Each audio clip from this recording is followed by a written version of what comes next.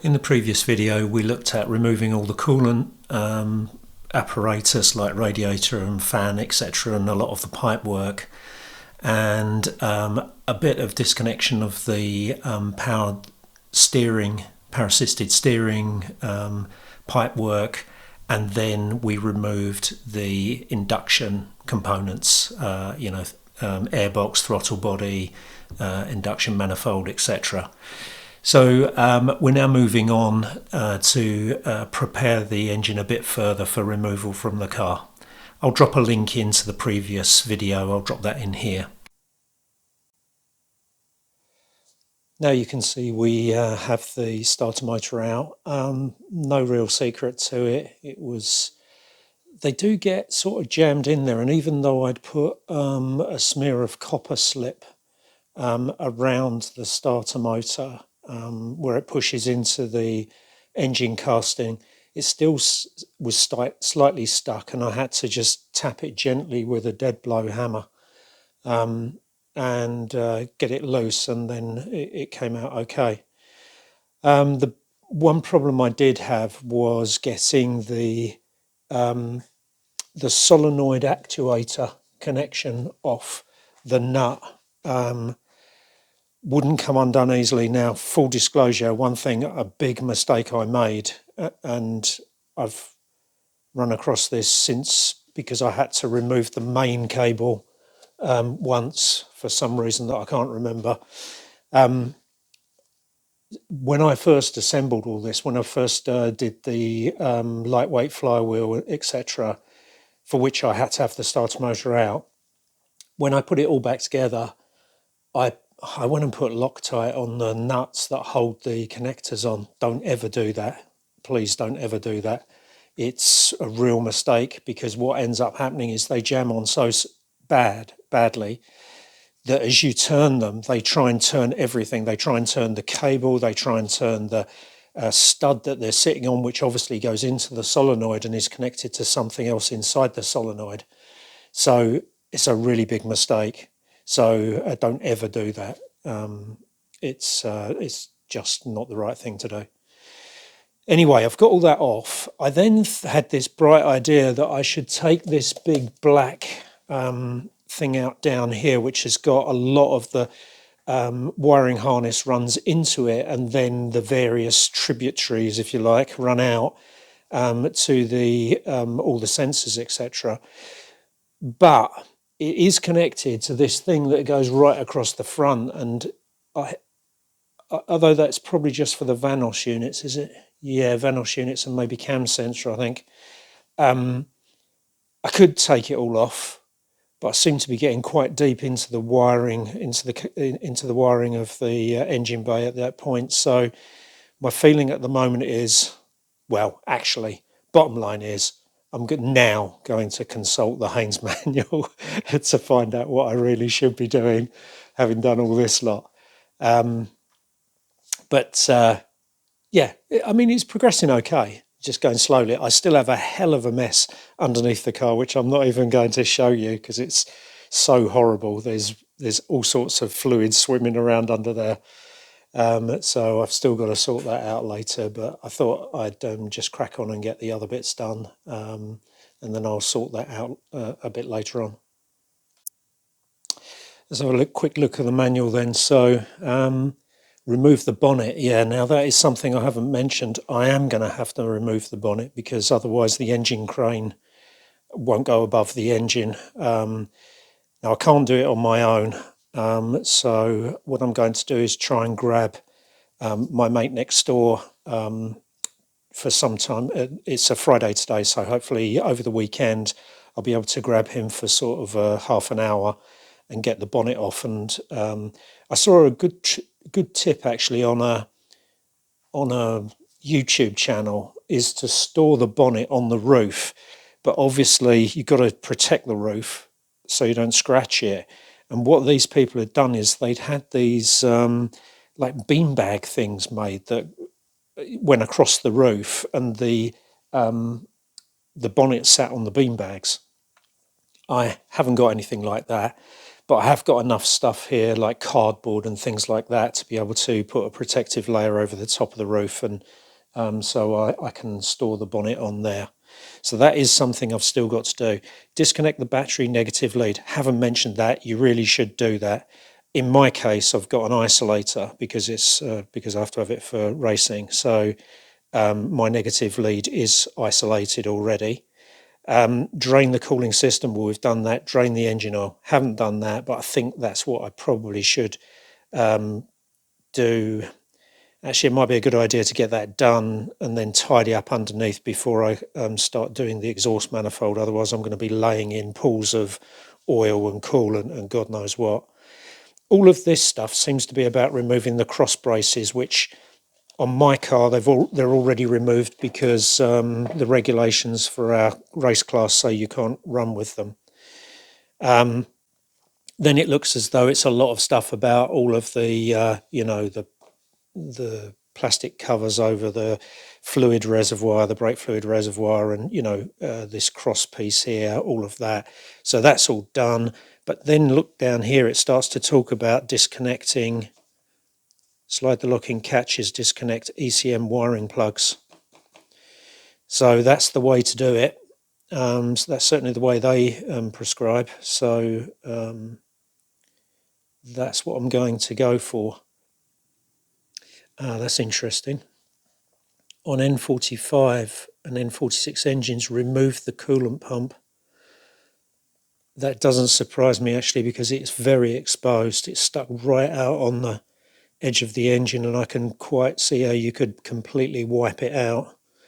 And of course, attached to the coolant pump is the power assisted steering pump, or vice versa.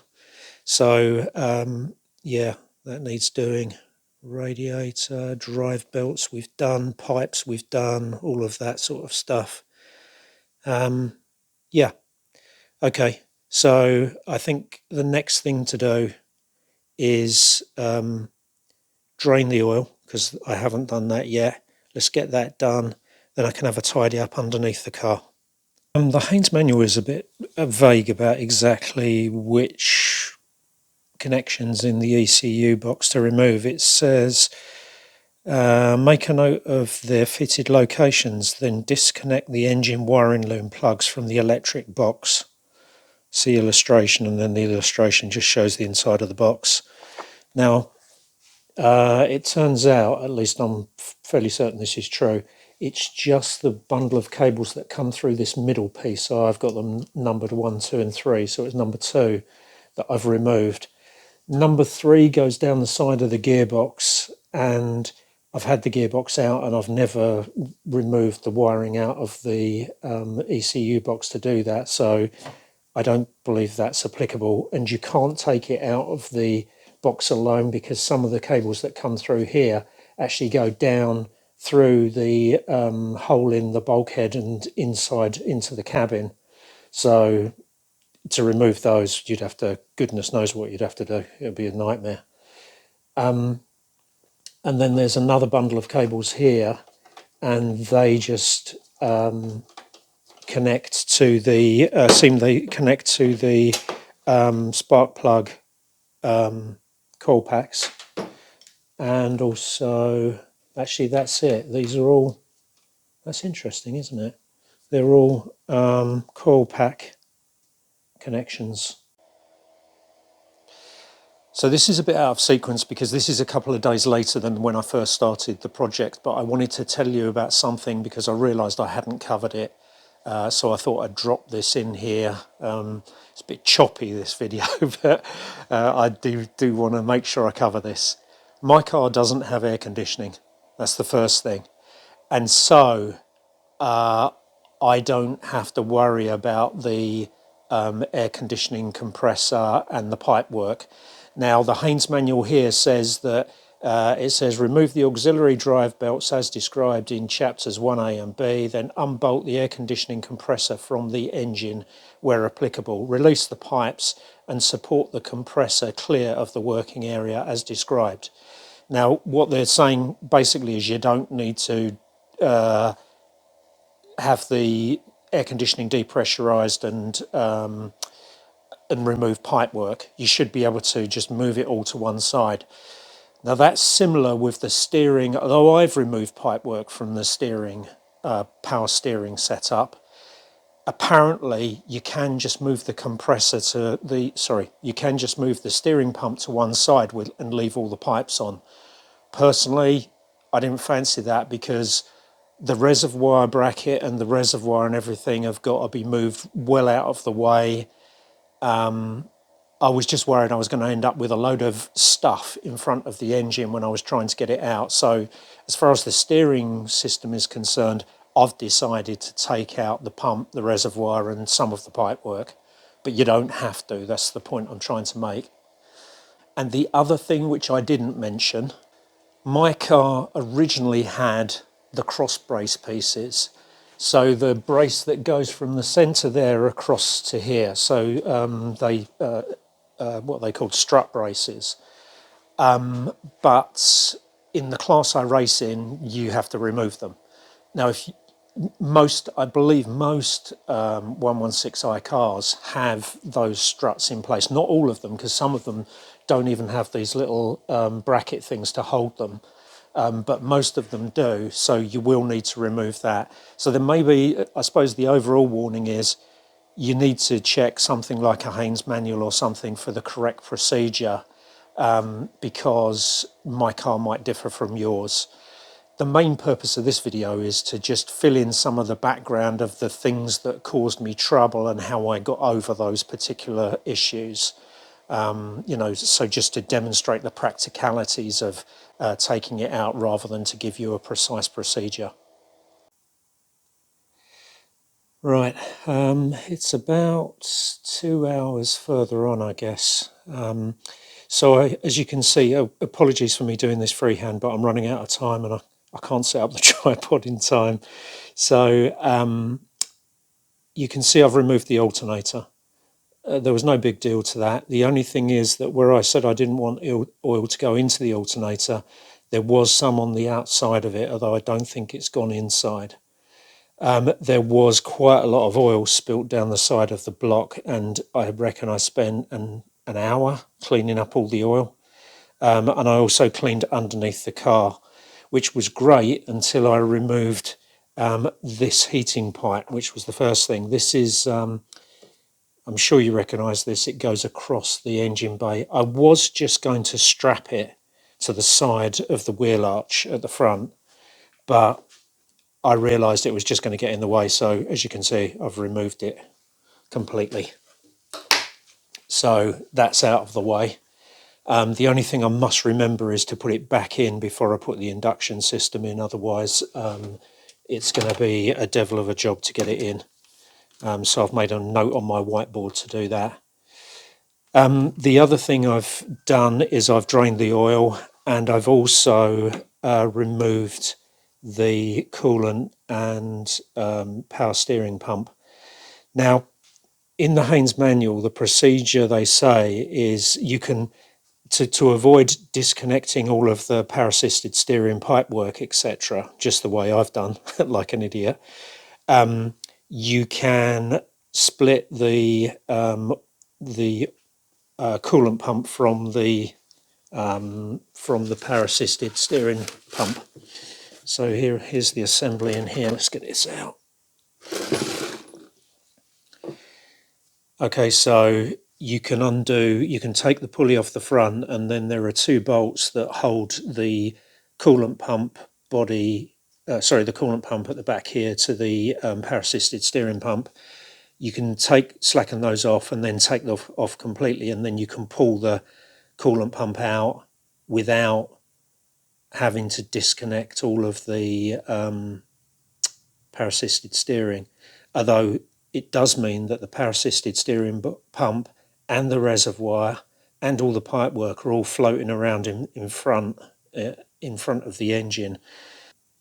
Although I've dashed in and disconnected all of this, and I possibly could have got away without doing that, I think I've probably made the right choice. I wouldn't want all that stuff just flapping around in front of the engine while I'm trying to get it out, and particularly when I'm trying to get it back in. I think it could have been a bit of a disaster. Now, the only other thing worth noting is there are 4 bolts, you can see 2 at the bottom and 2 at the top, that bolt this whole assembly to the side of the block. But then there is this pump to block piece, they call it in the manual, which apparently it's not reusable, I've got to replace it. But obviously it's a main waterway, so it sort of goes into the side of the block and all the water flows through it. Now, one thing you find is when you undo these 4 bolts, you can't actually pull the whole lot out from the side of the block because it's stuck on this thing. So you just have to give it a bit of a tug. At first I thought I must have a pipe connected or something, but it wasn't that. Look, this is what keeps happening. I'm getting spills all over the place. It's driving me mad. Every time I do something, something else spills on the floor. I hate this. I do remember this from doing engines years ago. It's much better putting them back together because they're all clean and they usually don't have a load of fluid leaking out of them. But yeah, this is a bit of a pain. What was I saying? Yeah, so you'll undo the bolts and then it'll feel as though something's resisting it and you can't get it off the side of the block, and it's just this thing at the front and there is no clip or anything, you just pull it. Yeah, that's the only thing I think is worth mentioning there. Let's have a think, is there anything else? I don't think there is. So the other thing I've sort of focused on, you can see I've cable tied the oil cooler pipes up against this wheel arch, and I've tried to separate out the electrics, the stuff that's not with the block I've moved over to this side, the stuff that is with the block I've moved over onto the block, so it's all there. I had unplugged all of the plugs going into the crankshaft sensor, and there's I think it's a water temperature sender or something on the side of the block, but actually you don't need to. It all connects to this thing here. Now the only thing that's slightly, I don't know, I don't know if I am going to eventually have to remove that big plastic thing and all this cabling around the front. Hopefully not. The thing is that you can see the engine mount is down there, and then you've got this bracket onto the side of the block. I don't have to remove the bracket to do the work I need to do, so I guess, and this plastic thing is mounted onto that bracket, so I guess it'll all stay in place. One thing that is slightly worrying me, or not worrying me, but another realisation, is to get the engine block onto my engine stand. I believe I need to remove the flywheel, and I haven't got the locking thing for the clutch pressure plate. Not the driven plate, the outer bit. Because they self-adjust, you should lock them into place. And when I got the clutch, it did come with the metal spiral thing, and for some reason I seem to have lost it. So I'm going to have a hunt around the garage to get that, or I'm going to have to figure out how you do it without that spiral thing. So that's a bit of a fly in the ointment, I must say. I'm not quite sure what I'm going to do about that. Actually, I kept the old pressure plate. I wonder if I've put the spiral thing in the old pressure plate. That could be what I've done, actually. I'll have to have a look. Okay, I think that's all for today. I've had enough for today. So it's worth mentioning the amount of time I've spent. So yesterday I started at 10 in the morning and I finished at about 4 in the afternoon. And I had 1 hour in total if you take lunch, and I went in and had a cup of tea and stuff. So that was probably a 5-hour stint yesterday. And today I started at about, what time did I start out here? About 1 o'clock in the afternoon. and it's just coming up to 6, so that's 5 hours, but I did have about a half an hour break. So that's another 4.5 hours. So far I've spent 9.5 hours getting this far. Now, some of it is self-inflicted stupidity, like the oil spill down the side of the block. And maybe I didn't have to take so much out of the front of the engine. And I could have got away with removing fewer pipes, and yeah, maybe that would have saved some time. But I assume if you're watching this video, you're an amateur too, and you're going to make mistakes just like I am. So I don't think 9.5 hours is a mad, amount of time, a mad amount of, time to allow to get this far. Well, the reason I'm raising this is because, of course, you might think I'm gonna have a good long solid weekend doing it. I'm gonna whip the engine out, do whatever I'm gonna do, put the engine back in. I don't think you're gonna do it in a weekend. You might do. Maybe you can work faster than. Well, I'm sure a lot of you out there can work faster than I do, but I think that might be tough. If you're a professional mechanic, it's probably a breeze. But you may not fall into all the holes I keep dropping down into. In the next video, I'll cover removing the exhaust manifold and the gearbox.